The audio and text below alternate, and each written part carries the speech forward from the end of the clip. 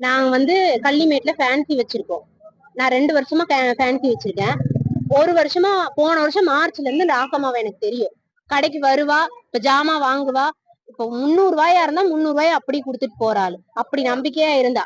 ரீசெண்டா இப்போ 1 மாசமா என்கிட்ட மணி டிரான்ஸ்ஃபர் பண்ணிட்டு இருக்கா. நாங்க பண்ணிட்டு இருக்கோம். பண்ணுவானா 10,000 ரூபாய்க்கு எல்லாரும் 100 ரூபா கொடுத்தாங்கன்னா 200 ரூபாயா கொடுப்பா.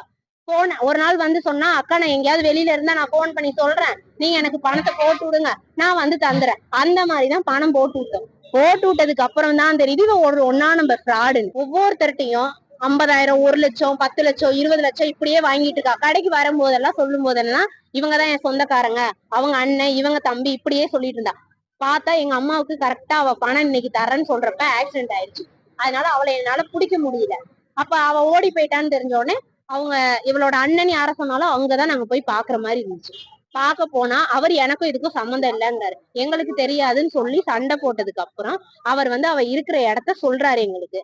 நாங்க எல்லாரும் சேர்ந்துதான் போறோம். போய் கூட்டிட்டு வந்தாச்சு. எங்கட ஒரு 10, 30 பேரை ஏமாத்தியாச்சு. அதனால என்ன பண்றது, எல்லாரும் சேர்ந்துதான் புடிச்சிட்டு வந்து வச்சிருக்கோம். கேட்டா பணம் இல்லைங்கிற. அதுக்குள்ள அவ புருஷங்கார அவளை கடத்திட்டு வந்துட்டோன்னு சொன்னால. எங்க கூட கார்ல ஏறிதான் அவ வர்றா. கடத்திட்டு வந்துட்டோன்னு சொல்லி அங்க புதுக்கோட்டையில கேஸ் கொடுத்துட்டான். இங்க வந்துட்டாங்க ஸ்டேஷன்ல இருந்து. இப்ப எங்களை வந்து வெளியில நிப்பாட்டி வச்சுட்டு அவளை உள்ள மூடி வச்சுட்டு இருக்காங்க. அவ வந்து நல்லவளாம நாங்க கடத்திட்டு வந்தோமா. எங்ககிட்ட வந்து கூட்டிட்டு வந்த பணம் ஏமாத்திட்டாங்க. எப்படி யார் ஏமாத்திருப்பா? வாங்கிட்டு போனல. அதுதான் சொல்லுங்கிறோம். யாரு உன்கிட்ட ஃபைனான்ஸ் பண்றேன்னு சொல்லிதான் எங்கள்கிட்ட ஏமாத்தினான். என்ன ஃபைனான்ஸ் பண்ற, யார் உன்னை ஏமாத்துறான்னு சொல்லி அவங்களையும் சேர்த்தி கூட்டிட்டு வரணும் சொல்ல மாட்டேங்கிறா. அப்ப தெரியணும்ல. எங்களுக்கு இங்க பணம் வேணும், இப்பவே வேணும். ஏன் எங்களுக்கு ஹெல்ப் பண்ணவங்களை ஏன் உள்ளத்துக்கு வச்சிருக்காங்க? நாங்க எல்லாரும் பாதிக்கப்பட்டது 30 பேர். இந்த 3 பேர் எதுக்கு உள்ள ரூம்குள்ள வச்சு ஜாலியா ஃபேன் காத்துல அவ உட்காந்துட்டு இருக்கோம். நாங்க நடு ரோட்ல நின்னுட்டு இருக்கோம்.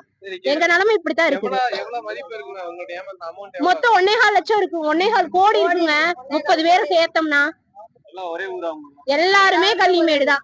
எல்லாருமே கள்ளிமேடுதான். ஆனா அவ வந்து வெளியூர் எப்படித்தான் வந்தாங்க. ஒரே வருஷம் தாங்க அவ இந்த ஏரியாவுக்கு வந்து. ஒரே வருஷம் வந்த புதுசு கடைக்குள்ளே வரமாட்டான். வருவா ஓடிடுவா, வருவா ஓடிடுவா, அப்படியேதான் இருப்பா. வருவா, இது எடுத்து வைக்காம போன் கூட கிடையாதுன்னு சொன்னா. அப்பெல்லாம் கூட தெரியல. அவ ராஜாபாளையத்துல ஏமாத்திட்டு தான் எங்க ஏரியாவுக்கு வந்திருக்கான்னு இப்ப ஓடி போன பின்னாடிதான் எங்களுக்கே தெரியுது. செய்திகளை உடனுக்குடனும் துல்லியமாகவும் தெரிந்து கொள்ள சப்ஸ்கிரைப் பண்ணுங்க.